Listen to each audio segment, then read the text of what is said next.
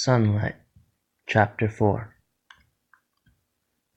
The glowing harvest moon cloaked itself in a red veil, as if preparing two souls for a traditional Chinese wedding. It would become the mediator, as the red veil would kiss the horizon, joining heaven and earth.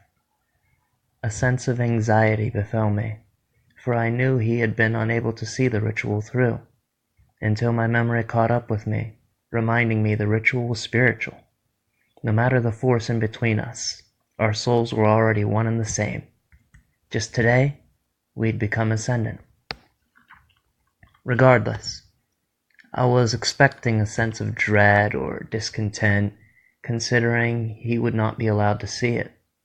But instead, he told me he was feeling much better, and that he'd been reading a book before I appeared that day.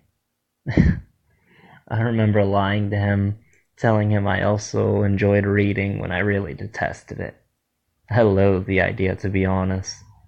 But he proceeded to tell me he got so absorbed in his reading, he hadn't realized how chilly it was. Me, as inconsiderate as always, forgot to offer him my coat. I got so wrapped up in our conversation it slipped my mind. He then went on about reading, and it made me feel guilty, but I never went back on my lie.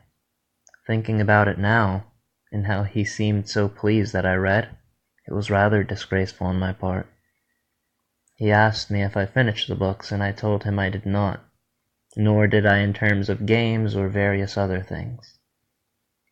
He then smiled and told me he did not finish them either, despite it being the only thing he does.